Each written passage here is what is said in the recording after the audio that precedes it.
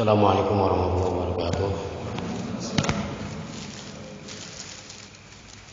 Alhamdulillahilladzi khalaqana wa rabbana syaitan wa ilayhi asyhadu an la ilaha illallah wa la syarika lah wa asyhadu anna Muhammadan abduhu wa rasuluh. Allahumma shalli wa sallim wa barik ala sayyidina wa habibina wa syafiina wa maulana Muhammad wa ala alihi wa sahbihi wa man tabi'ahu amma ba'd. Qala ta'ala bi kitabil karim a'udzu billahi minasyaitonir rajim. Bismillahirrahmanirrahim. Wa ankihul ayyama minkum was-salihina min ibadikum wa imaikum yakunu fuqara yughnihimullahu min fadlihi wallahu wasi'un 'alim. Wa qala Rasulullah sallallahu alaihi wasallam khairun nisa'i imra'atun idza nazarta ilayha salatu ila akhir hadis. Rawahu Nasa'i wa ghairuhu bisanadin sahih. Teman-teman yang kami hormati, Kepala KUA Kecamatan Babakan Madang serta staf dan jajarannya, juga yang kami hormati para rekan-rekan penyuluh KUA Kecamatan Babakan Madang, juga yang kami banggakan seluruh calon pengantin baik laki-laki maupun perempuan yang insya Allah semangat nih. Semangat. Alhamdulillah. Kudu semangat. Karena ini adalah bagian dari atau rangkaian untuk menuju suatu pernikahan dan rumah tangga, suatu momentum yang sangat bersejarah buat kalian semuanya. Karena pernikahan itu bukan untuk sehari dua hari. Pernikahan itu bukan untuk sehari dua hari, sebulan dua bulan, atau setahun dua tahun. Pernikahan itu adalah untuk selamanya. Hanya kematian yang memisahkan. Benar begitu? Siap? Siap nikahnya awet? Kudu. Ya, kudu siap. Tapi semuanya harus ada ilmunya. Harus ada ilmunya. Enggak bedanya kita ingin membuat satu kursi. Ini namanya kursi. Kursi yang kita anggap ini bagus kursi. Kita anggap ini bagus kursi. Ini yang membuatnya pasti dia punya ilmu dan pengalaman. Coba yang nggak punya ilmu, nggak punya pengalaman, disuruh membuat kursi ini. Jadi nggak? Jadi alatnya cukup, misalkan barang-barangnya, bahan-bahannya cukup. Nggak punya ilmu, diserahkan ke dia, nggak akan jadi. Begitu juga pernikahan dan keluarga. Ingin mendapatkan satu nilai yang sempurna di dalam pernikahan, ingin mendapatkan nilai keluarga yang sakinah mawaddah warahmah, kalau tidak dibarengi atau diiringi dengan ilmu, yaitu seperti membuat bersih ini. Semuanya harus dengan menggunakan ilmu.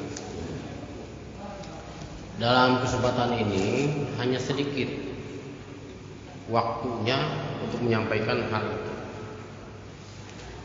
Tapi mungkin perlu disampaikan oleh Kepala KUA bahwa bimbingan pernikahan dan keluarga itu yang seharusnya idealnya, kalau kita mengacu kepada negara-negara lain, itu selama 6 bulan, betul? Disampaikan? Ya. Jadi kalau negara lain mau bimbingan pernikahan supaya pernikahannya itu dengan awet dan kuat, menjadi keluarga idaman, bimbingannya itu sampai 6 bulan. Seperti yang dilakukan oleh negara-negara seperti Malaysia, itu 6 bulan. Makanya ini sejam 2 jam jangan sampai merasa gelisah. Ya minimal 3 hari. Siap 3 hari? 3 hari makan sendiri, nyari sendiri, ya. Nah ini mau 3 hari. Nah itu siap katanya.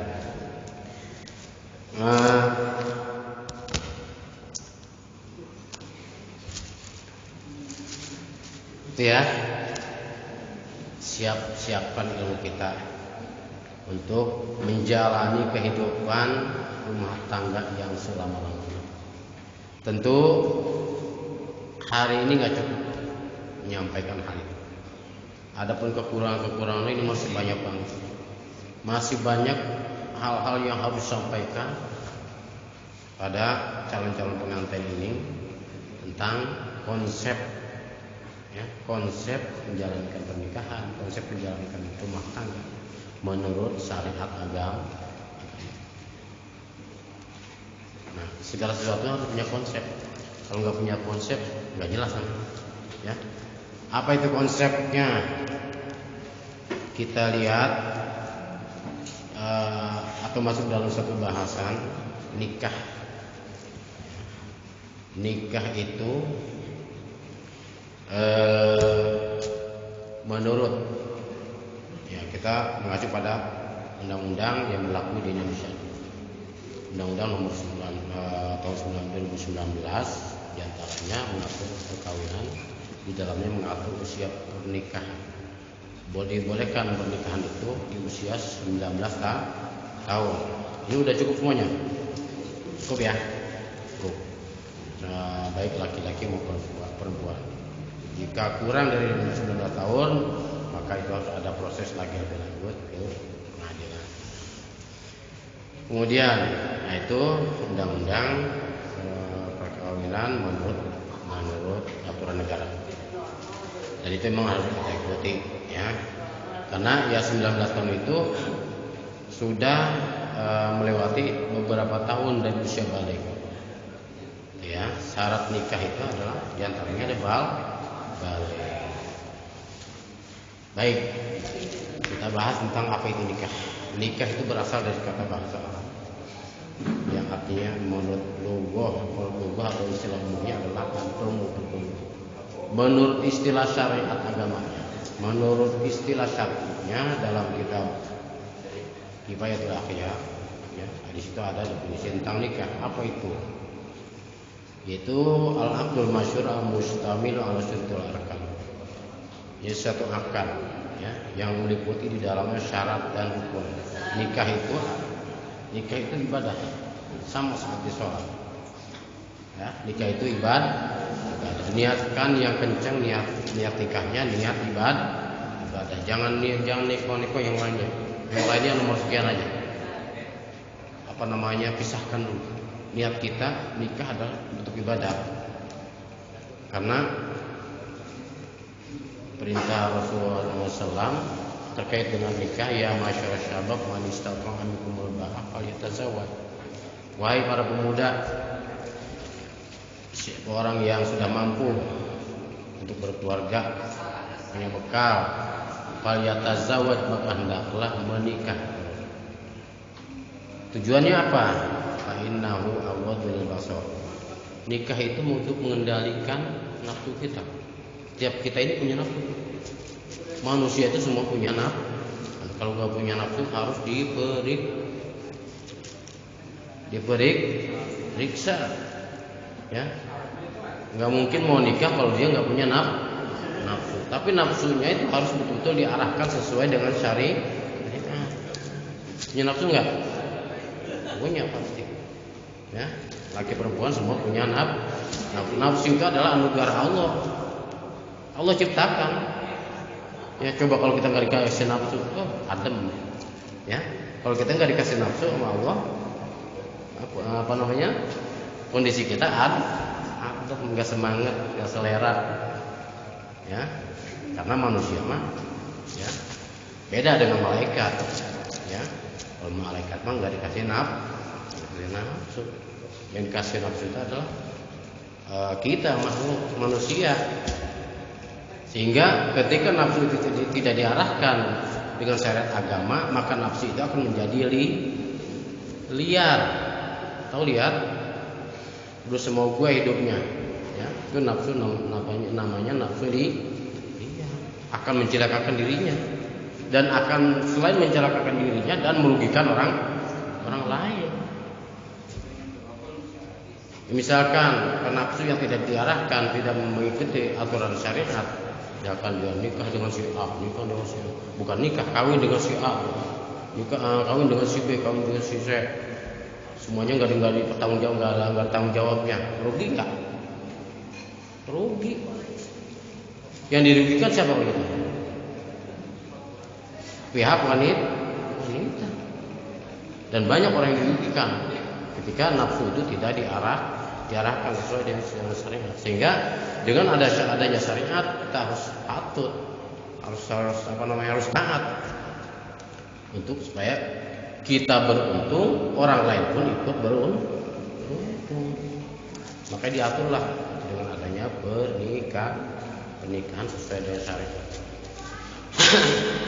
Nah, kembali lagi, nikah itu sama seperti sholat, ya. Sholat ibadah, nikah juga ibadah, ya, cuman hukum yang berbeda. Ya. Ada sholat itu ada syarat, ada rukun. Nikah juga ada syarat, ada rukun. Ketika sholat, ya, contoh sholat, syarat sah sholat apa diantaranya? Syarat sah sholat, wudu, terus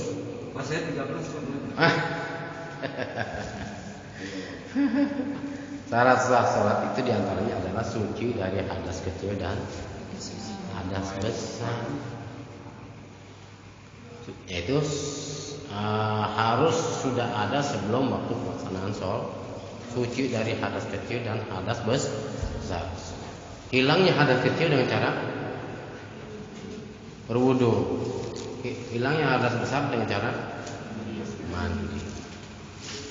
Ini harus tahu nih, ya, harus tahu mulai dari sekarang. Kemudian tadi syarat itu syarat sah sholat, ya, di antara syarat sah sholat. Kemudian syarat nikah. Nikah tadi nikah juga sama dengan sholat. Dengan jangan salah, ada syarat, ada rukun. Syarat nikah diantaranya harus pertama harus dalam keadaan beragama kedua balik, yang ketiga merdeka, dan seterusnya. Nah, kita urai lagi tentang syarat nikah. Pertama tadi harus dalam keadaan beragama Islam. Tidak bisa satu Islam yang bukan Islam, nggak bisa. Ya, dalam syariat nggak mengesahkan dalam Islam yang satu beragama Islam, yang bukan beragama Islam, tidak sah. Dan pernikahannya seandainya dilaksanakan pun pernikahannya menjadi batal atau tidak sah. Kemudian dilanjutkan juga tapinya hubungan suami istri. Maka hubungan suami istrinya adalah zina. Ketika nikah tidak sah, maka hubungan suami istrinya namanya zina. Bila jangan sampai kayak gitu. Kita upayakan kita jalani sesempurna mungkin dalam pernikahan, karena pernikahan ini akan dijalani seumur hidup. Satu, dalam keadaan beragama Islam. Islamnya bagaimana Islamnya? Kewajiban orang Islam apa? Sesuai dengan rukun Islam yang 51.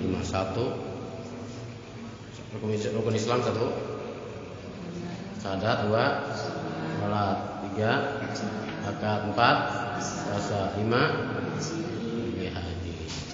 1 syahadat. Kemudian yang kedua adalah sholat.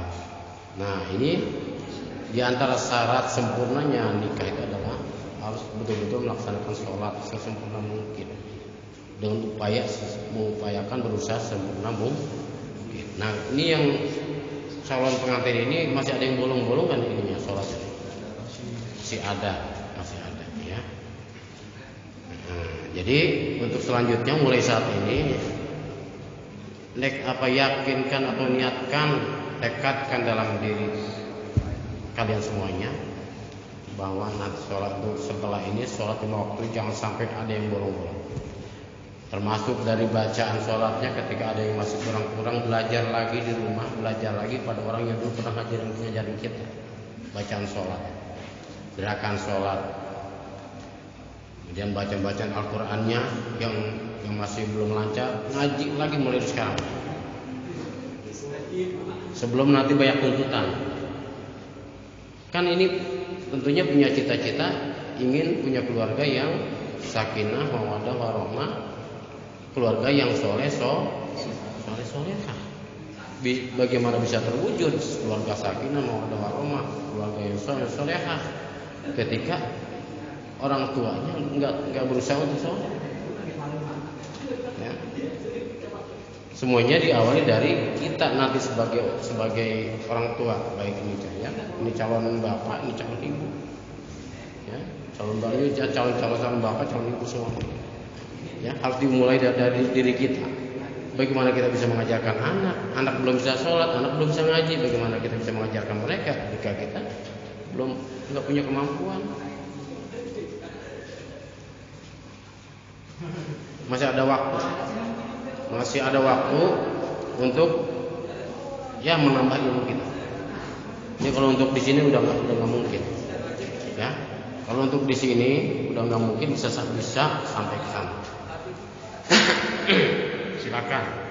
Di rumahnya banyak majelis taklim di lingkungan rumahnya. Untuk perempuan mungkin lebih, ibu-ibu majelis taklim di rumah banyak, karena ikut gabung. Ya, yang bacaan Qurannya belum lancar, belajar lagi. Mau privat mau gimana terserah caranya. Kamu datang sendirian, ya, ke guru yang dulu pernah ngajar kita, minta ajarin lagi biar lancar. Mau bacaan sholat, datangin lagi guru-guru kita yang pernah ngajarin. Atau di lingkungan setempat ada ustaz di sini ajarin lagi, ngaji lagi. Atau ada majelis taklim kumpulan ibu-ibu gabung sekarang mah, ya. Ini biarpun ini kelihatan masih muda-muda, ya, ini masih muda-muda ini, karena masih gabung dengan kumpulan ibu-ibu majelis taklim. Kita ambil ilmu di situ. Ilmu yang ada dalam majelis taklim itu kita ambil, kita catat, syukur-syukur bisa dilaksanakan hari itu, bisa dipakai hari itu. Kalau tidak, mungkin bisa bahan kita untuk diri kita nanti atau untuk anak-anak kita nanti. Siap nih? Siap ya? Semuanya untuk demi kesempurnaan rumah tangga yang sakinah, mawaddah, warahmah, keluarga yang soleh. Pengen gak punya anak soleh-solehan? Pengen ya, pasti.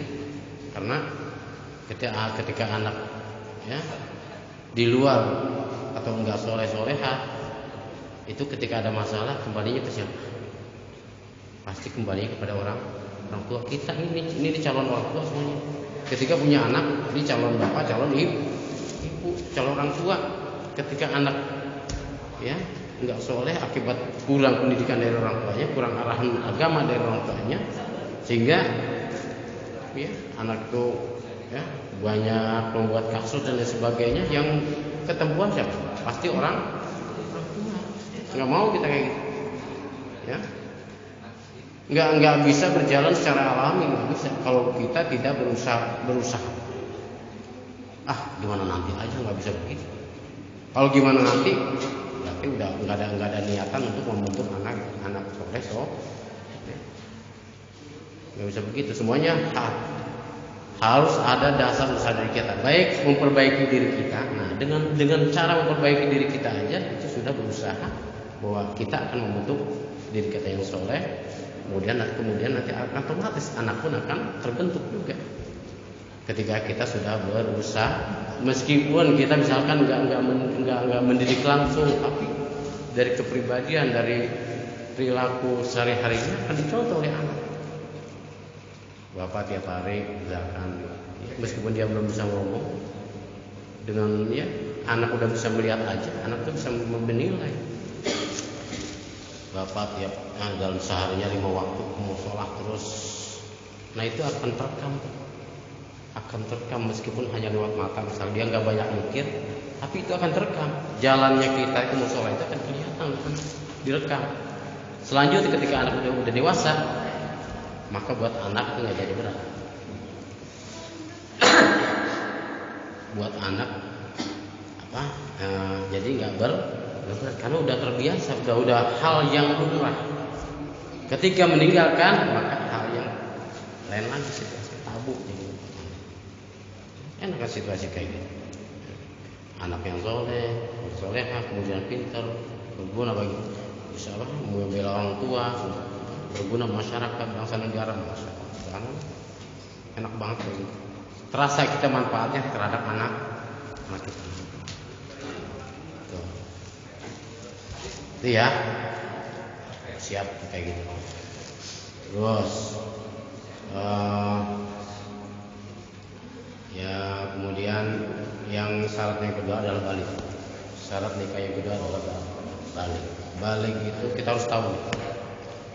Baik calon bapak atau calon ibu nanti ini harus tahu batasan-batasan balik. Baik untuk diri kita, orang lain, atau terlebih untuk anak-anak kita nanti. Batasan balik itu adalah batasan orang melaksanakan hukum-hukum Allah. Jadi kita harus tahu kapan misalkan anak kita harus kita anjurkan melaksanakan kewajibannya, misalkan sholat. Kapan harus menganjurkan dan kapan harus menegaskan. Beda kan? Menganjurkan dengan menegaskan beda nggak? Beda. Kalau menganjurkan mah sifatnya dia mau jalanin atau enggak itu mah enggak masalah. Itu mah terserah anak. Tapi kalau udah menegaskan itu hukumnya wajib. Apa batasannya? Itu usia balik. Harus tahu nih kita. Calon bapak, calon ibu. Batasan balik berapa tahun? Batasan balik 12. Ada lagi? Nah, hal yang kayak gitu, batasan balik, usia balik, ciri-ciri balik, itu bisa diketahui di pengajian-pengajian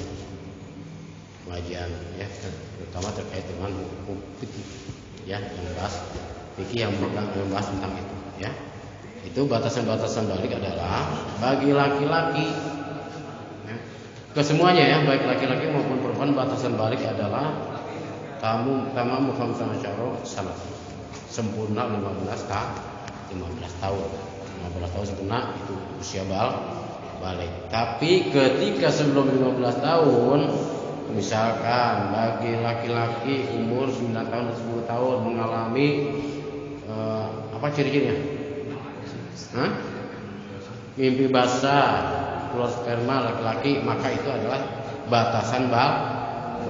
Batasan balik. Maka di hari itu dia detik itu sudah wajib melaksanakan hukum-hukum Allah. Ketika yang wajibnya ditinggalkan maka dia mendapat dosa. Ketika yang wajibnya dilaksanakan mendapat pahala. Yang haramnya dilakukan dia mendapat dosa. Yang haramnya ketika ditinggalkan dia mendapat pahala. Itu hukum bagi yang sudah balik. Bagaimana kalau anak yang belum balik? Anak-anak yang belum balik, belum sampai balik misalnya, dia melakukan sesuatu yang diharapkan Allah, misalkan minuman keras. Anak-anak melakukan minuman keras, judi dan sebagainya, belum balik, dosa nggak hukumnya?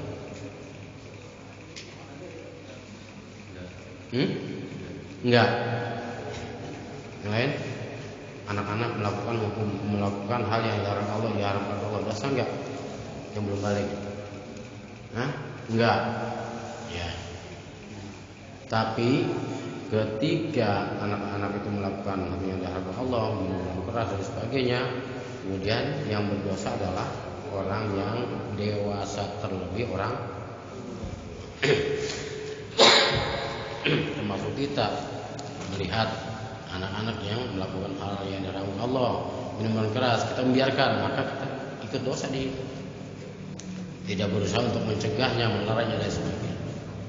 Ya, itu hukum bagi anak tidak dosa.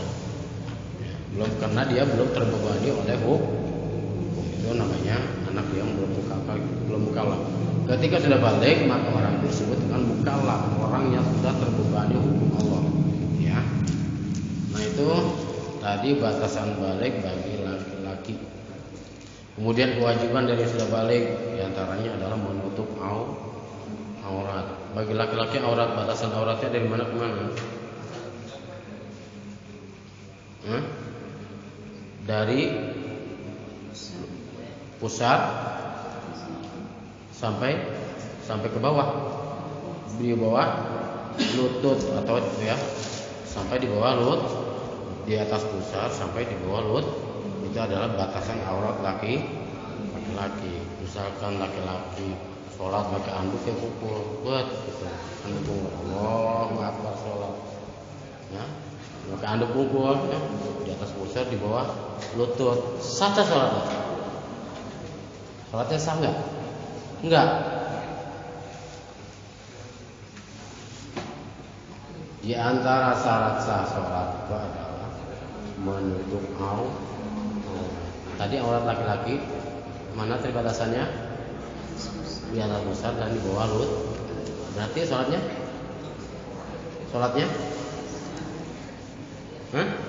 Sah. Karena sudah menutup aurat. Cuma enggak menghadap menteri pakai dasi, meja, jas dan sebagainya rapi, menghadap Allah pakai anduk pungkul, ya, firak, sholatnya apa namanya, ya nggak sopan aja lah, sah sholatnya. Tuh ya, tuh batasan balik bagi laki dan auratnya. Ini harus paham nih, ya.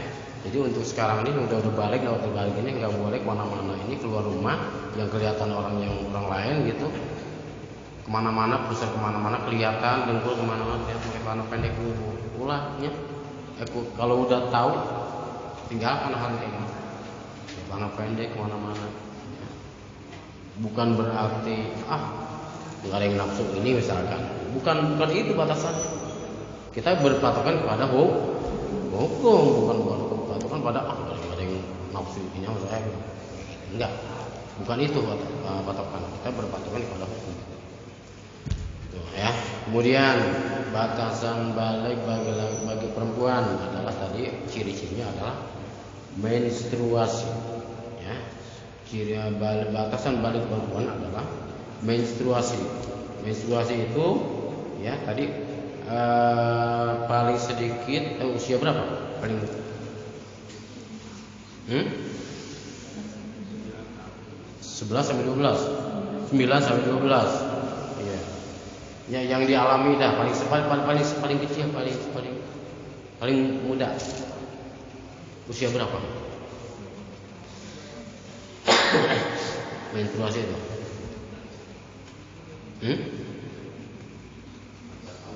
Coba yang udah dialami berapa, umur usia berapa? 11. Nih, Bang. 12 nih. 9. Ini berapa tahun? 13. Ini 10.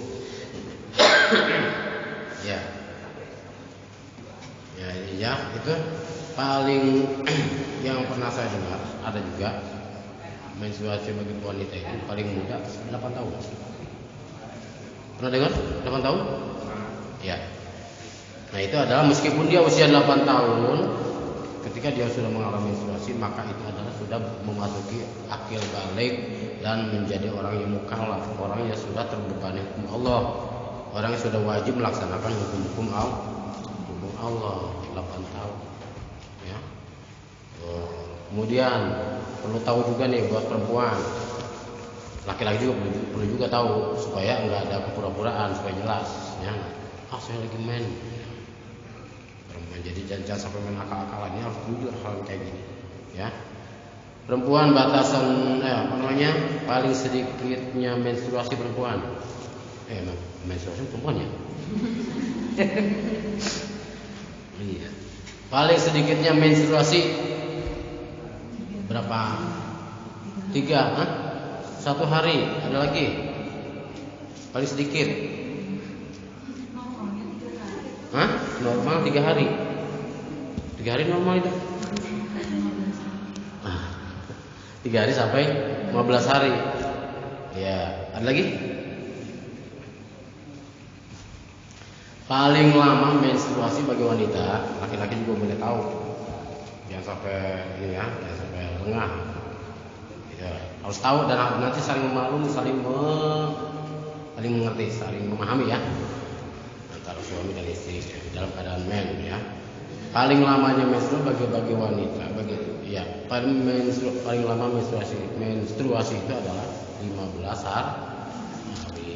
ketika lebih dari 15 hari maka itu dalam hukum fikih disebut bukan darah menstruasi lagi. Ya, ketika lebih dari 15 hari maka itu bukan menstruasi lagi dalam fikih. Nah itu kalau kita sering ngaji, insya Allah pernah ngaji, lihat, begitu ya. Itu dibahas. Kalau lebih dari 15 hari maka itu dipastikan bukan darah menstruasi. Maka itu sudah wajib sholat ketika lebih dari 15.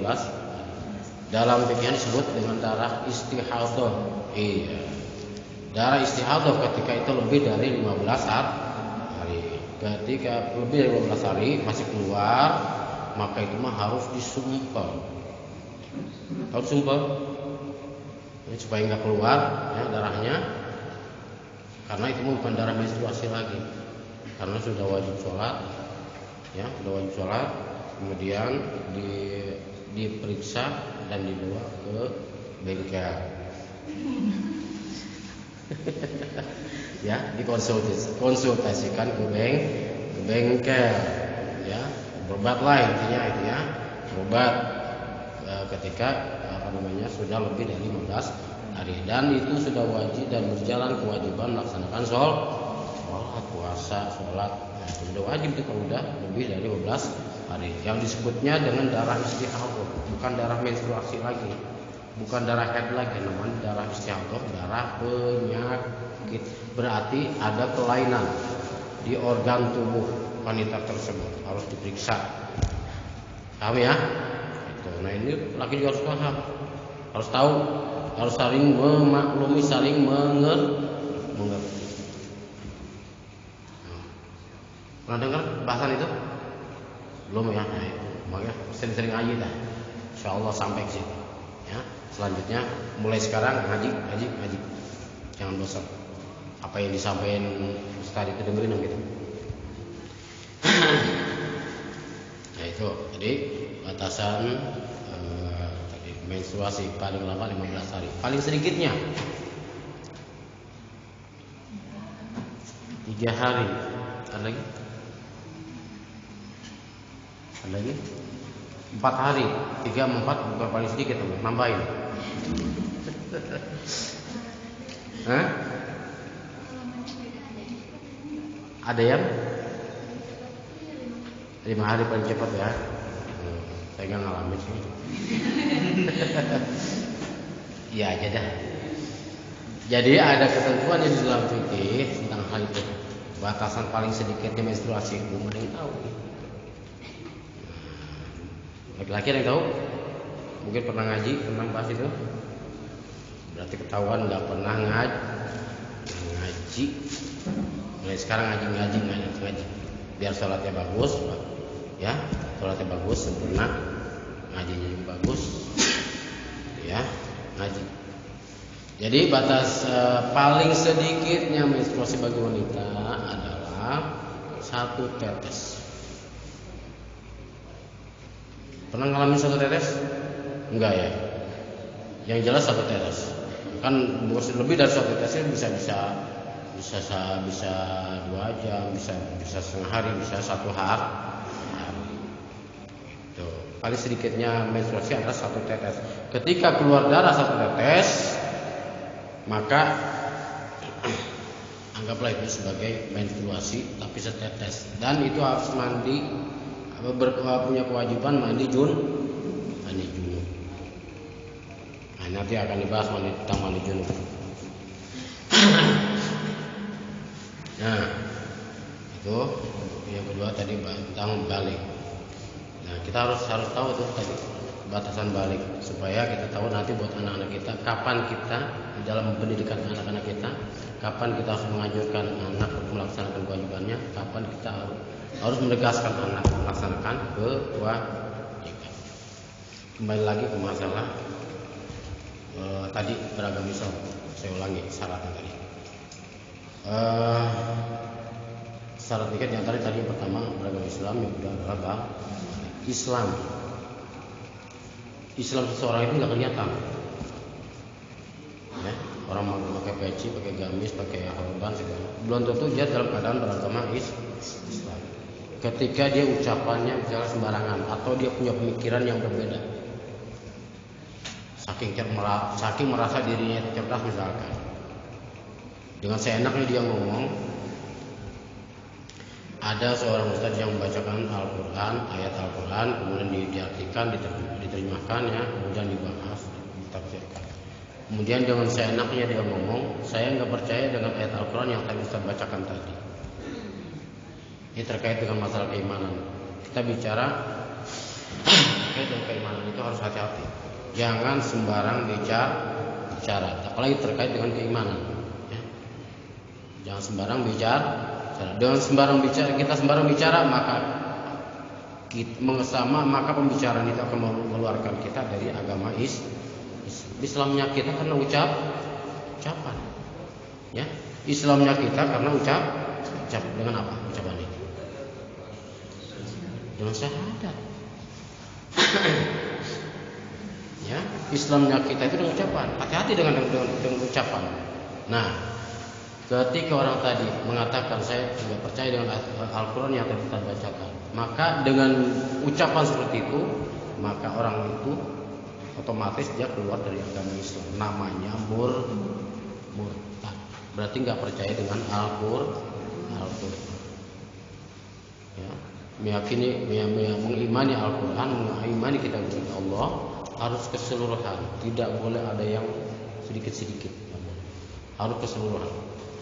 Dari ayat per ayat, ya, dari surat per surat dan sebagainya, harus keseluruhan. Itu akan ketika kita mengucapkan seperti itu, maka rusaklah keimanan kita, akidah kita, dan kita jatuh menjadi orang yang murtad. Ketika dinikahkan orang kayak itu, nggak sempat baca syahadat, maka pernikahannya tidak sah, karena dia sudah tidak lagi beragama. Meskipun dia pakai peci, pakai koko, pakai pakaian muslim, tapi pertekadannya berubah. Ucapannya berubah, mengeluarkan dirinya dari agama. Makanya hati-hati ya terkait dengan keimanan. Yang rukun iman ada berapa? 6. 1 iman pada Allah.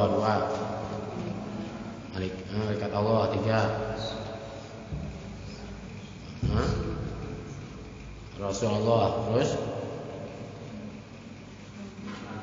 kitab Allah. Terus 5 hari akhir. 6 qada dan qadar. Ulangi ya. 1 iman pada Allah. 2 iman pada malaikat Allah. 3 Rasulullah. 4 iman pada kitab-kitab Allah. Kitab-kitab Allah itu sebetulnya banyak, ya. Maksudnya adalah kitab-kitab Allah yang terdahulu, bukan kitab-kitab Allah yang sekarang. Misalkan kitab-kitab Allah, Al-Quran, apalagi Injil, Taurat, Zabur, itu harus kita imani. Tapi bukan kitab yang sekarang, bukan. Injil, Taurat, Zabur itu bukan kitab yang sekarang. Yang murni, yang kitab-kitab yang terdahulu yang itu wajib kita imani. Dan pada saat ini maksudnya adalah iman kepada Al-Quran. Jangan sampai rusak pada Al-Quran. Jangan merasa otaknya cerdas, ya, mempunyai pendapat lain berbeda dengan Al-Quran, hingga Al-Quran ditepis ayat saja. Itu jangan sampai kayak gitu. Ketika akal kita nggak sesuai dengan Al-Quran, maka kita harus mengalah. Al-Quran dahulukan, ya. Al-Quran harus dikedepankan, utamakan, mengalah. Dan kalau istilahnya mengalah untuk supaya digali lagi lebih jelas lagi tentang itu terkait dengan keimanan kita mau. Nah tadi ya, Islam, kemudian balik. Nah kemudian masuk ke dalam rukun nikah. Rukun nikah, ada berapa rukun nikah? Sampai belum? Rukun nikah ada 5. Ya. Rukun nikah ada 5. 1 harus ada mempelai laki-laki. Yang kedua harus ada mempelai perempuan. Yang ketiga harus ada wali. Yang keempat harus ada 2 orang saksi. Yang kelima ijab qabul. Ulangi biar hafal nanti supaya nanti ketika pernikahan betul-betul lengkap nih rukunnya. Jangan sampai rukunnya belum lengkap udah diderken, udah digaskeun baik. Mulai ya. Ini sudah semua apa enggak ini? Nah, sudah semua ada yang dari luar ada? Bukan. Dari mana nih? Jogja. Selain ini di luar Madang? Mana? Hah? Ciamis. Ciamis Sunda. Ya, kene Ciamis. Oh, beda nih. Oke, tuh. Sini mah berantakan lah. Saya sendiri bukan orang Sunda. Saya orang Pakansari. Ya, Pakansari itu bukan Sunda. Ya, bukan Sunda. Pakansari itu Betawinya Betawi orang nih. Tapi sekarang udah hilang Betawi orang. Nah, jadi apa tadi? Rukun. Kembali ke laptop ya. Rukun nikah. Jadi ulangi lagi. Satu harus ada mempelai laki-laki. Yang kedua harus ada mempelai perempuan. Yang ketiga harus ada wali. Yang keempat harus ada saksi. Yang lima ijab. Coba tanpa dituntun. Satu, dua, tiga, wali, empat, lima, ijab. Harus apa? Ya, mau nikah nggak hafal, gitu aneh. Ya, mau nikah, yang namanya mau nikah udah hafal. Ya, udah hafal dan minimal rukunnya harus hafal lah, tahu. Jangan sampai rukunnya masih kurang udah dijalanin, digaskeun, jangan. Sah nikahnya. Dari 5 rukun ini, satu mempelai laki-laki, yang kedua mempelai perempuan. Bagaimana kondisi terjadi? Mau satu mempelai laki-laki, yang kedua mempelai laki-laki. Ya, dalam Islam ada nggak kayak gitu? Tidak ada. Atau terjadi misalkan keadaannya, pertama mempelai perempuan, yang kedua mempelai perempuan. Jadi jangan sampai terjadi. Umat Islam khususnya jangan sampai terjadi seperti ini yang Allah bilang menjalik. Ya, laki-laki suka laki-laki, perempuan suka perempuan. Allah bilang menjalik. Ini jaga pergaulan kita, pergaulan ya kalian semua ini sebagai ya calon-calon penerus bangsa nih jangan sampai terjadi ada satu perilaku yang menyalahi sunatullah. Sunatullahnya adalah bahwa laki-laki suka perempuan, perempuan suka sunatullah. Ketika menyimpan dari itu berarti ada kelainan, harus diperiksa ke bengkel lagi. Ya, harus diperiksa ke psikologi dan lain sebagainya, diobatin itu mah kayak gitu mah. Harus diobatin karena syariat agama enggak mengatur itu. Bahkan Allah sangat murka terhadap perbuatan-perbuatan seperti itu. Pernah terjadi dan itu bukan saja terjadi di kita atau yang mungkin pernah kita tahu di mana. Dan itu pernah terjadi sejak zaman Nabi apa?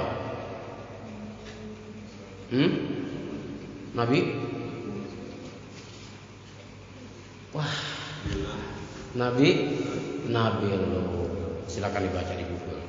Murkanya Allah, mengazab Allah terhadap umatnya Nabi Lut. Apa yang terjadi? Hujan batu sampai rata itu kampung, gak ada kampung, habis manusia. Karena itu akan merusak kehidupan manusia yang lain ketika itu tidak dimusnahkan. Bukan berarti Nabi Lut tidak memberikan pengajaran dan ajarannya benar tentang perilaku yang benar. Karena merekanya tidak nur sehingga azab Allah, murka Allah turunkan ke kampung itu, ke daerah rata semua tunggal. Alhamdulillah jangan sampai terjadi di negeri kita. Jangan sampai terjadi di negeri kita azab murka Allah seperti itu yang pernah terjadi di zaman Nabi Lut. Ketika kita melihat kemudian kita membiarkan, maka kita ikut dosa kita. Ketika azab Allah turun, murka Allah terjadi seperti itu, kemudian kita kena, bukan berarti kita bukan berarti kita melakukan. Ada juga kesalahan ketika kita kena, ya, imbasnya mungkin salah satu kesalahan kita itu membiarkan orang yang punya perilaku itu ya dibiarkan, nggak ada usaha untuk apa namanya ya kayak gitu. Alhamdulillah, jaga diri kita, pergaulan kita ya, nah apalagi nanti anak-anak kita, pergaulan kita yang mengarah ke hal-hal yang kayak gitu.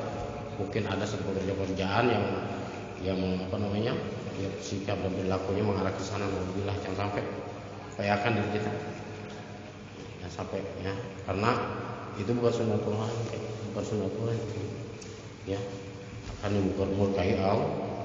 Sunnatullah itu adalah ada atas, ada bawah, ada kiri, ada kanan.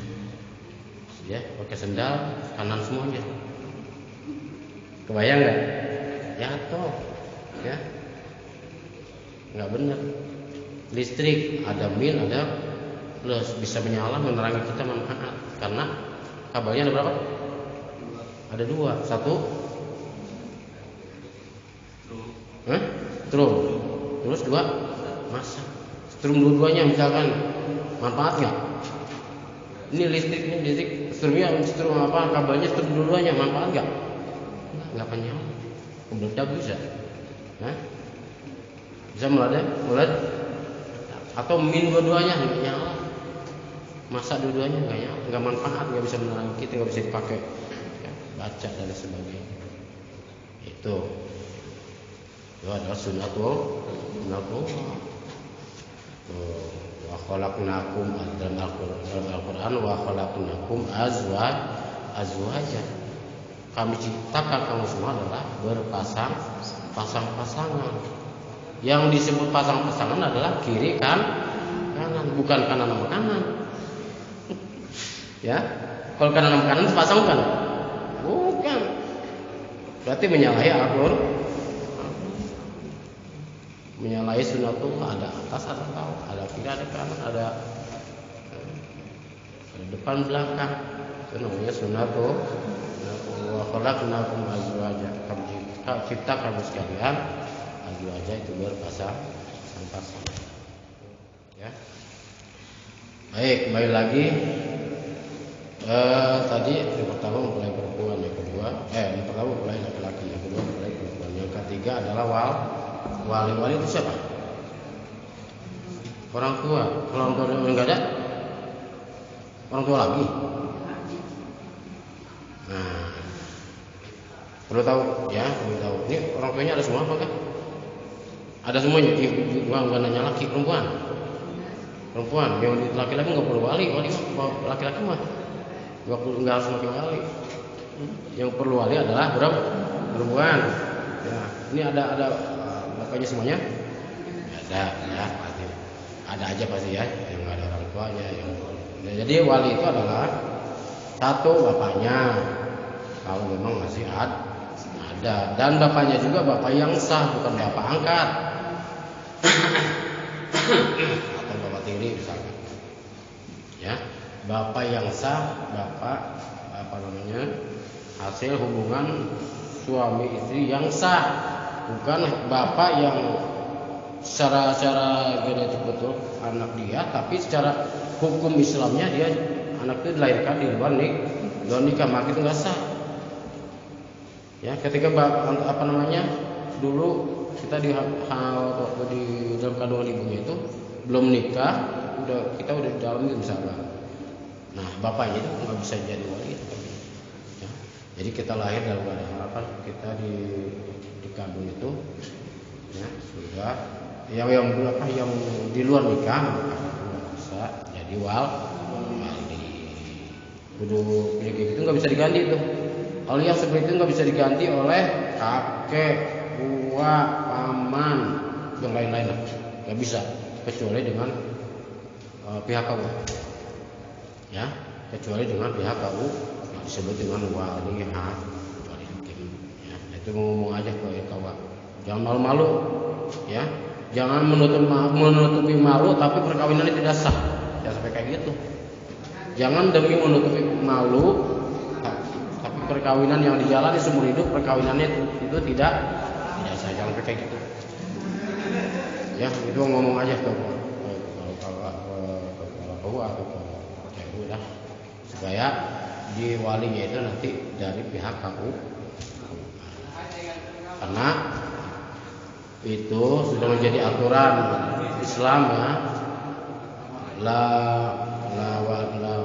Sultan wali man la waliyalah. Sultan dalam hal ini adalah pihak KUA adalah sebagai wali bagi orang yang tidak ada walinya, yang seperti tadi. Jadi anak yang dilahirkan di luar pernikahan kayak gitu. Jangan ditutupin malu-malu itu. Harus terbuka demi untuk keabsahan pernikahan. Alhamdulillah, jangan sampai ditutup-tutupin. Ya itu kan pernikahan untuk kita, dan kita harus berusaha sesah mungkin pernikahan kita, atau sesempurna mungkin kesahan pernikahan. Jangan sampai. Kemudian tadi pertama bapak ya, wali itu pertama bapak kandung. Kemudian ketika bapaknya nggak ada, meninggal, yang lain lagi nih, bukan yang tadi. Ketika bapaknya nggak ada, meninggal, maka kalau ada kakak laki-laki boleh, yang ya kakak laki-laki yang dewasa. Kemudian kalau ada kakek dahulu. Kakek ya, kakek itu adalah bapaknya bapak. Jangan dari jalur ibu, awas. Jangan sampai nyasar nih. Jangan sampai salah. Jalur dari dari bapaknya perempuan, calon pengantin perempuan. Jalur berapa? Pertama tadi bapaknya nggak ada, kemudian kalau ada kakak ya kakak boleh. Kemudian tapi lebih utamanya adalah kakek. Yang lebih tua dulu, kakek. Kalau nggak ada kakek. Kakek adalah bapaknya bapak. Ke kakeknya nggak ada, turun lagi ke Uwa itu siapa? Tahu Uwa? Pade. Oh iya, Pade. Kalau makaman apa? Pak Le. Pade Uwa ya. Pade Uwa. Kalau Pak Le berarti paman. Iya. Pulpen. Maaf ya. Yang alat.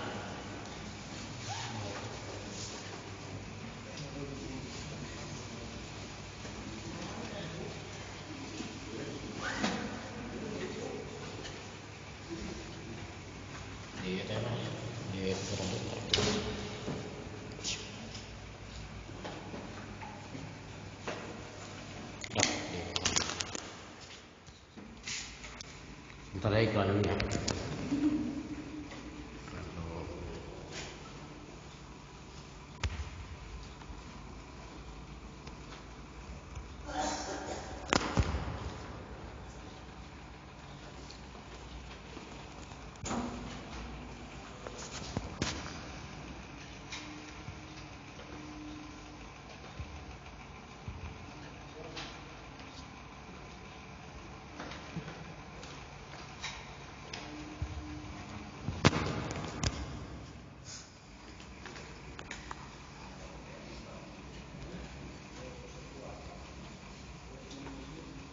Ya.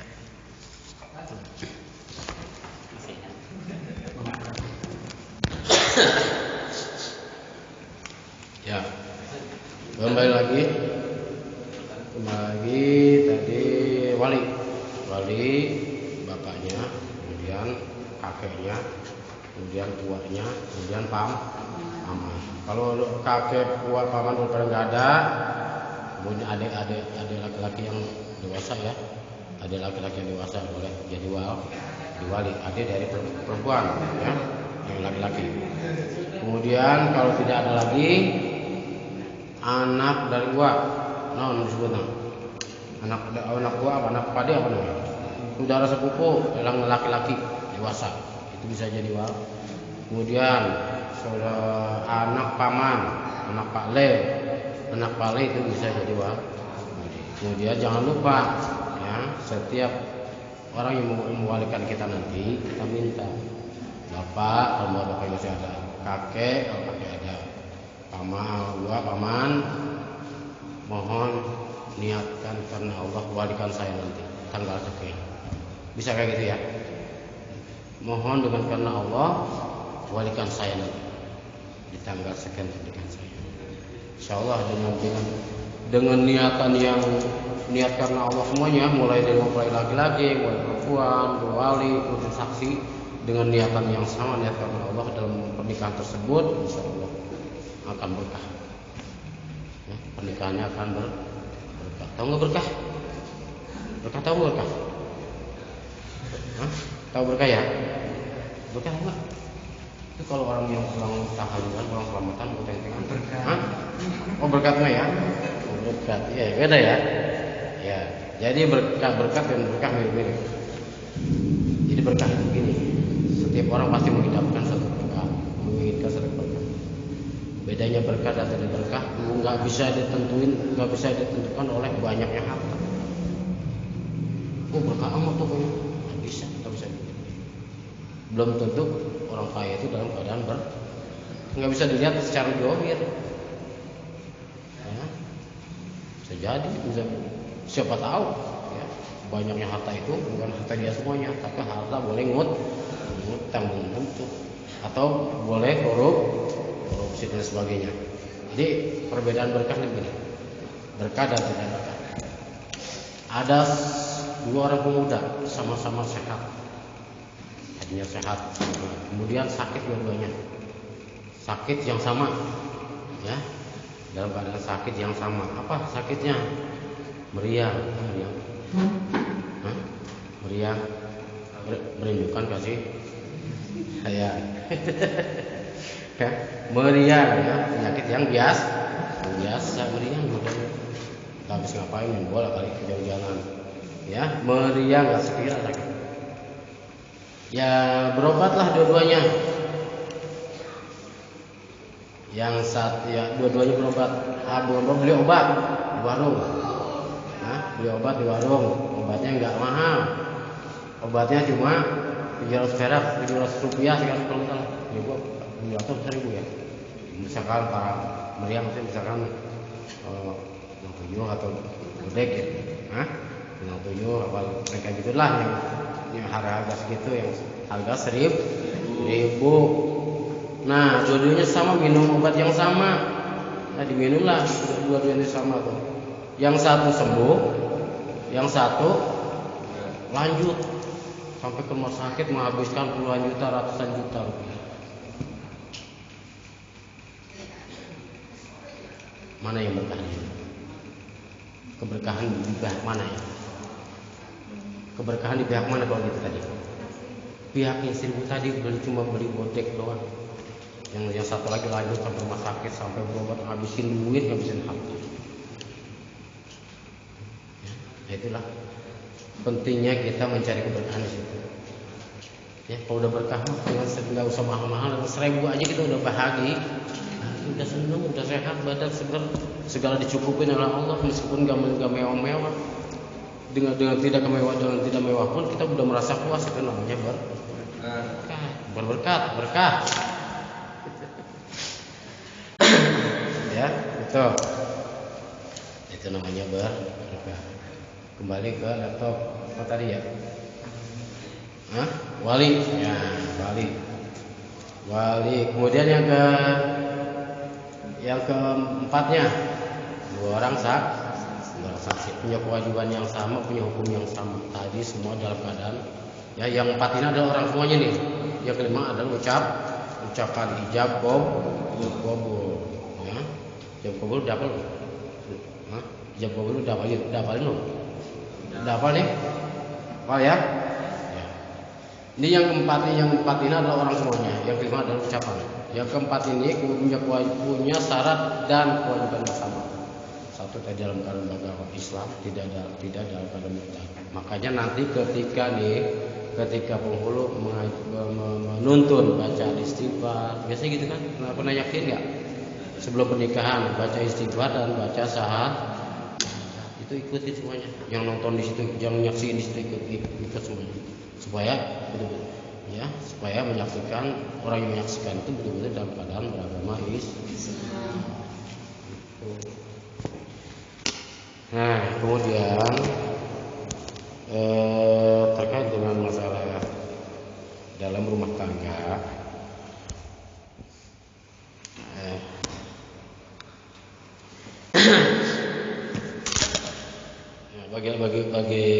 bagi calon pengantin ini dalam pernikahan itu jangan takut. Ketika kita punya niat karena Allah, insya Allah Allah akan menjamin kehidupan kita. Allah akan mencukupi kebutuhan kita. Ya. Allah wa yamliku aswana min ibadikum wa imakum iyyakum wa Allah. Itu perlunya niat nikah. Ketika kita lagi bujangan, belum punya apa-apa, kerjaan berantakan, dagang rugi dan sebagainya. Jika kita nikah niat karena Allah, insya Allah rezeki akan mengalir. Kan rezeki kita beda, rezeki istri pun beda. Jika disatukan, maka akan masing-masing akan membawa rezeki dalam pernikahan itu. Iya kunu fuqara yughnillah. Jika mereka itu dalam keadaan fakir, nggak punya apa-apa, insya Allah dalam pernikahan yughnillah, Allah akan memberikan kecukupan. Jangan lupa gini ayat. Kalau kaya nggak cukup makanya, enakan kaya nggak cukup apa enakan dicukupin? Enak dicukupin lah. Dan mobil ada, nggak mesti kaya, yang penting dikasih kecukup. Kayak mobil ada, kayak rumah ada, itu namanya cukup. Kalau kaya mah kan kelihatan doang kaya, padahal dirinya sendiri merasa banyak kekurangan. Kelihatan doang kalau kaya mah. Ya minta sama Allah, minta dicukup. Gitu. Iya kunu fuqara yughnillahu min fadli wallahu wasi'un alim. Allah Maha luas, Allah Maha luas rezekinya. Allah Maha luas, Allah Maha kaya. Apa yang kita minta ketika kita tulus niat karena Allah dapat nikahan itu, Allah akan melihat kita, menilai kita. Kita berusaha untuk soleh, menjaga sholat kita 5 waktunya dengan sempurna. Ketika 5 waktunya udah berjalan rutin sempurnakan lagi sholatnya di masjid atau musola dengan cara berjamaah. Itu sempurnanya sholat dengan cara berjamaah. Sempurnanya sholat itu dengan cara berjamaah. Bagi laki-laki lakukan itu, insya Allah. Ketika ibadah kita sempurna, insya Allah akan memperhatikan kita. Ihfazillah yahfazka. Perhatikanlah, peliharalah agama Allah, syariat agama Allah, aturan Allah, maka Allah akan melihara kita. Apa yang kita minta, meskipun kita bangga terlalu kerja keras, Allah memberikan. Kalau Allah udah kesayang kita, Allah kalau udah sayang sama kita, ibadah kita bagus, perilaku kita bagus, solehah, keluarga kita bagus semuanya. Ketika udah seperti itu, insya Allah kalau udah sayang, kita nggak mesti kerja keras, banting tulang dan sebagainya. Ketika kita minta sama Allah ngasih jalan yang terbaik. Jangan. Kemudian tugas sebagai istri.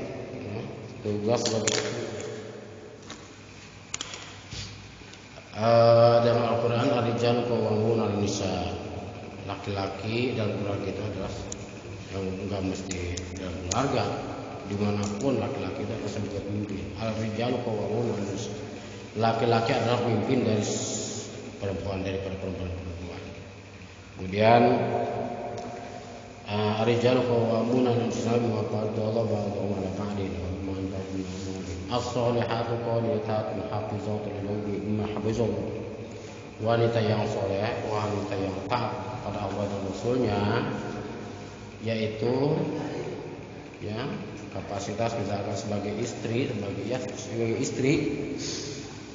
as-solihatu qanitatun hafizatun lil-ghaibi. Wanita yang soleh itu adalah wanita yang bisa memelihara diri, menjaga diri ketika suaminya tidak ada di rumah. Dalam hadis Rasulullah SAW, wanita khairun nisa'i imra'atun Iza nazarta ilaiha sarata.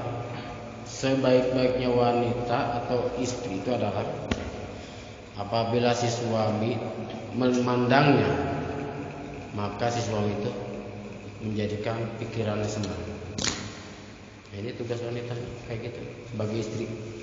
Tugas sebagai istri harus bisa menyenangkan suami dalam keadaan ada maupun dalam keadaan tidak ada. Maksudnya dalam keadaan lagi ada duit ataupun gak ada duit harus sama bisa menyenangkan suami. Jangan sampai sebaliknya. Ya, jangan sampai tapi menyenangkan suami hanya dalam keadaan lagi punya duit. Jangan keadaan lagi punya duit doang, lagi nggak punya duit mah jangan sampai si istri itu nyebelin. Oh nyebelin. Nah itu sudah tahu nyebelin teh. Jangan sampai kayak gitu. Ini harus diniatin dari sekarang. Ya, diniatin dari sekarang. Saya harus menjadi wanita yang soleh, menjadi istri yang solehah, sebagai pendamping suami, dan harus betul-betul menghormati suami. Nah, perlu diketahui juga bagi perempuan ketika sudah dinikah oleh si suaminya, ya, ketika sudah dinikahi, maka yang pertama dihormati adalah suami. Yang sebelum menikah, yang pertama dihormati adalah orang tua. Ini jangan sampai berubah nih, ya. Mulai dari ijab qabul nikah sah dan sah, maka penghormatan yang pertama adalah kepada suami. Paham gak? Harus taat dan tunduk pada suami. Bagi laki-laki tidak ada batasan. Bagi laki-laki tidak ada batasan. Setelah menikah ataupun sebelum nikah, dia wajib dan tunduk taat pada orang tua. Dan istri harus mendukung. Nah, bagi laki-laki berarti kan dia punya dua orang tua. Dua orang tua betul kan? Orang tua asli kandung, orang tua sebagai dan perhatian harus betul-betul adil. Perhatian kita terhadap dua orang tua tadi harus adil, baik kita orang tua dari istri. Dan wanita wajib mendukung suami untuk hormat dan patuh taat pada orang. Wajib. Jangan sampai ada rasa cemburu. Misalkan bawa naon, misalkan teng-tengan dari mana-mana, sebelum ke rumah ke rumah emaknya dulu, ke rumah orang tuanya dulu, atau kedua-duanya, misalkan dua orang tua kedua-duanya dulu, jangan sampai cemburu. Ya, timbulnya keberkahan dari situ, ya, timbulnya keberkahan dari hormatnya suami kepada orang tua. Harus didukung itu kayak gitu, jangan sampai ada rasa cemburu, timbul rasa cemburu, jangan sampai kayak gitu. Kok menikah begini sih? Kayak gitu. Timbulnya keberkahan dari situ, dari hormatnya suami kepada orang. Kalau udah berkah, siapa sih menikmati? Ya, kalau udah berkah muncul dari karena hormatnya suami pada orang tua. Kalau udah berkah sama-sama menikmati siapa? Semuanya kan akan merasakan. Mau gitu mau siap? Ya, ini jangan mau ini kayak orang nggak siap nih. Ya, harus siap. Ya, harus siap. Kan tadi katanya pengen berkah. Pengen jadi keluarga yang kalau udah berkah dikasih cukup Allah. Tuh. Ya, itu agama mengatur seperti itu. Kemudian iza nazarta ila sarta, ketika si suami itu memandang si istrinya itu betul-betul membuat pikirannya fresh. Ya, pikiran itu senang meskipun dia pulang dari kerjaan dari mana-mana pusing ngadepin istri, jadi kan ngobrol yang pesawara dengan bahasa yang lembut, bahasa yang enak, diatur bahasanya, jangan sampai bahasa yang kasar keluar. Diatur bahasanya supaya betul-betul dalam komunikasi keluarga itu betul berjalan dengan baik. Wa iza marta'atka. Nah, tugas wanita apabila si suami merintahkan pada wanita, jadi istrinya harus taat dalam koridor hal yang tidak melanggar aturan syariat agama. Jangan sampai salah ini ya, salah penafsiran, salah pemahaman ya. Jangan sampai salah pemahaman. Kita diajarkan dalam untuk taat pada suami, jangan sampai gitu doang ya. Harus tahu juga taatnya bagaimana ya, taat yang tidak melanggar aturan syariat. Misalkan jangan sampai kayak gini, suami kehabisan budi dia tambahin ke istri, istrinya kan dia punya patokan taat pada suami ditambahin, itu masalah masalah kalau jangan ya, harus taat selama tidak melanggar aturan syariat. Apa saja yang dituliskan. Kemudian wa iza ghibta an hafizatka, apabila suami tidak ada di rumah ya, misalkan kerja layar atau kemana lah nggak pulang-pulang ya, satu lebaran nggak pulang-pulang ya, kayak siapa, kayak Bang Toy nggak pulang-pulang kan, mulai sekarang ya, kayak Bang Toy nggak pulang-pulang ya. Nah itu tugas istri harus bisa menjaga dirinya, pertama menjaga kehormatan dirinya, kedua menjaga hartanya, kemudian menjaga anak-anak, menjaga dirinya diantaranya nggak boleh keluar rumah kecuali sudah ada izin dari haram hukumnya. Ketika perempuan nih istri keluar dari rumah nggak ada izin dari suami, itu haram. Karena tadi yang pertama harus dihormati adalah meskipun misalkan ada yang datang dari orang tua si istri tadi ya, keluarga dari istri tadi, ada kabar bahwa bapak atau ibunya dalam keadaan sakit misalkan ya, cukup dengan mendoakan, ya Allah ampura saya nggak dapat izin dari suami karena komunikasi nggak jalan, HP error dan sebagainya, saya belum dapat izin untuk keluar rumah, meskipun itu adalah orang tua,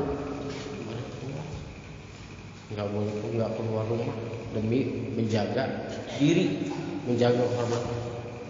Kemudian dikabarkan lagi oleh keluarganya bahwa bapak ibunya dalam keadaan sakit parah. Tetap kalau betul-betul wanita solehah, wanita yang hormat pada suami, wanita itu nggak akan keluar dari apa keberuntungannya nanti ya. Kemudian yang ketiga, dikabarin lagi bapak ibunya sudah meninggal. Si istri tadi tetap dia berdiam di rumah, enggak nengokin orang tuanya meskipun dalam keadaan sudah meninggal, cukup dengan doa saja. Maka ketika sudah sampai lulus seperti itu si istri tadi, maka orang tua tadi yang meninggal, orang tuanya banyak mendapatkan ampunan Allah karena punya anak perempuan yang solehah ya, taat pada suami, benar-benar nggak keluar rumah selama dia tidak mendapat izin. Siapa ini? Ini mah boro-boro urusan apa namanya? Jangankan urusan orang tua, urusan yang lain bisnis ke jalan keluar tanpa pengetahuan suami, jangan kayak gitu. Jangan dianggap itu dosa yang nggak terasa itu. Itu dosa yang tidak terasa. Ini tugas sebagai istri. Ya. Iya.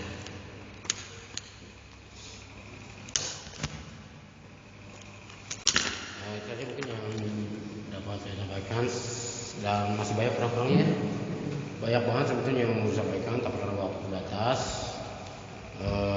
kurang-kurangnya itu tadi seperti tadi yang saya katakan, gabung dengan majelis taklim ya. Oh bapak ada, mencoba bapak gabung karena biarpun nyampur sama aki-aki biarin. Ya. Iya mau disapa aki-aki ini kelihatan. Ya, mudah atau enggaknya kan lihat, jangan gengsi. Gabung karena yang penting ilmunya, bukan karena aki-aki kan. Ya, nggak usah gengsi.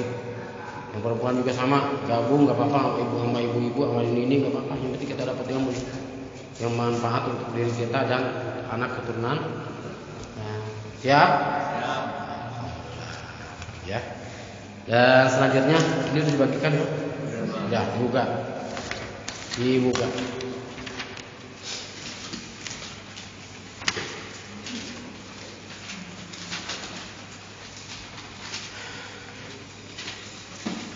Kalau nggak kebagian dipoto aja. Dipoto, kemudian dihafalin ya. Ini dihafalin nih. Dipoto, dihafalin. Kalau nggak hafal-hafal, digantung aja HP-nya. Ya. Di sini doa hubungan suami istri bertubuh ketika sudah menjadi suami istri. Itu ya. Ada doanya. Karena bagi kita itu nggak lepas dari doa. Ya, bagi kita itu nggak lepas dari setiap melakukan sesuatu itu ada doanya. Keluar rumah ada doanya. Ya. Keluar rumah ada doa, masuk masjid dan sebagainya ada doa.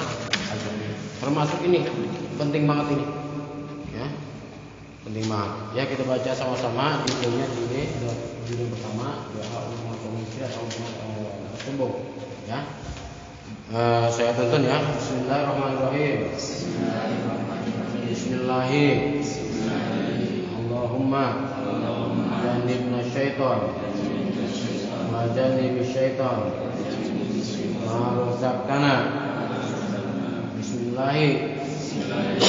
Allahumma jannibna syaitan wa jannibi syaitan ma razaqtana. Baca sama-sama.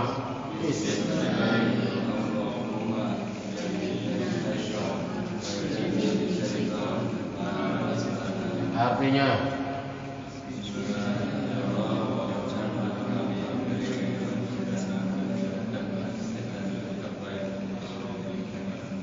ya, ingat doa sebelum hubungan suami istri dibaca doanya. Yang inti doa ini adalah kita mohon perlindungan kepada Allah dijauhkan dari gangguan setan. Di mana setan itu dalam satu keterangan asyaiton yajri majrad dam. Setan itu bisa berjalan di aliran darah kita. Namanya juga setan. Allah ciptakan setan itu memang tidak terlihat dan bisa berjalan di aliran darah kita. Termasuk ketika hubungan suami istri, dia ketika kita membaca ini, membaca doa, berarti kalau kita nggak baca doa di situ setan akan gabung. Ketika setan gabung di situ, maka dia akan berjalan mengikuti dan masuk ke sperma manusia dan akan menjadi manusia. Jangan salahkan anak ketika anaknya nanti bukan jadi setan, bukan perilakunya, ya perilakunya seperti.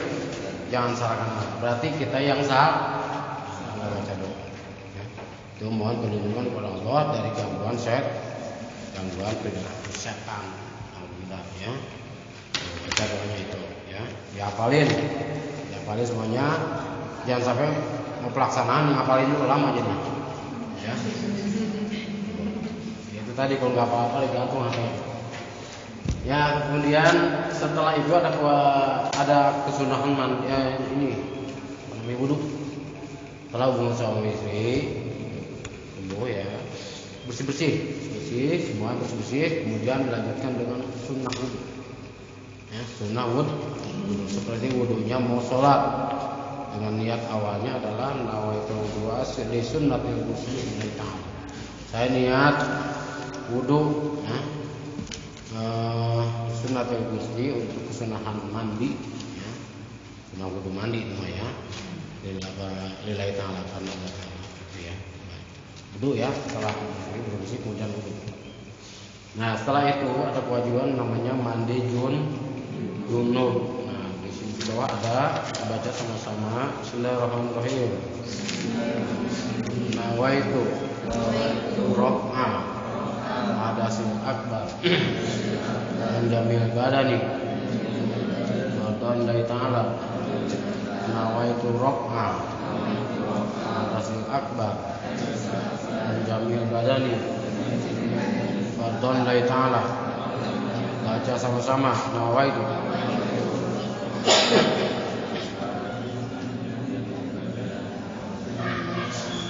Artinya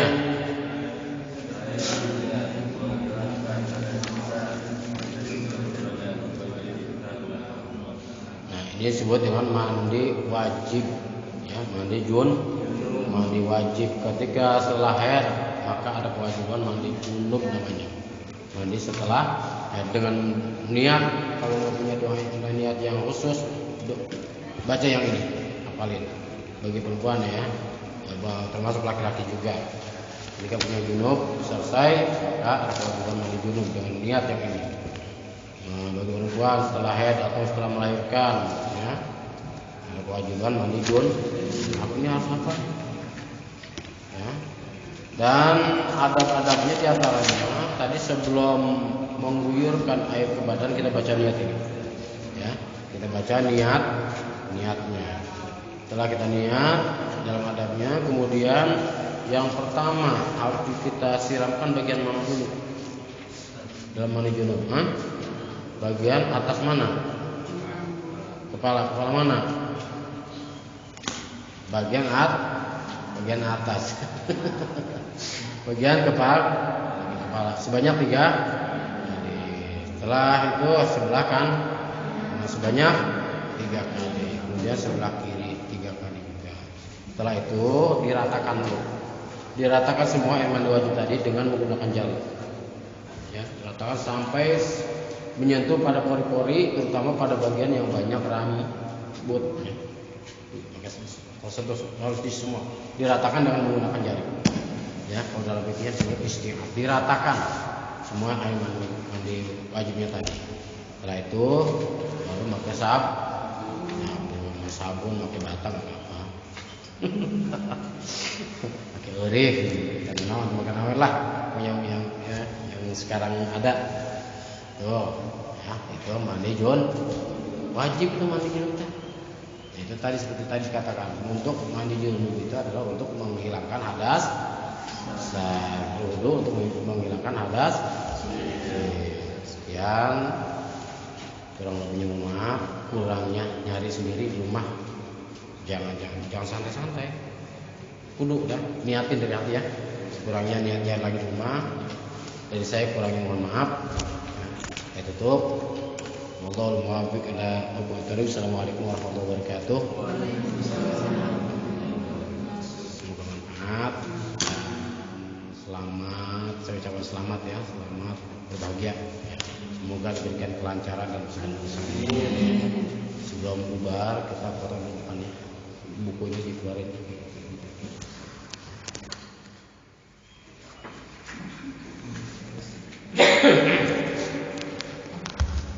Yang belum beres administrasinya silakan diurus lagi ya.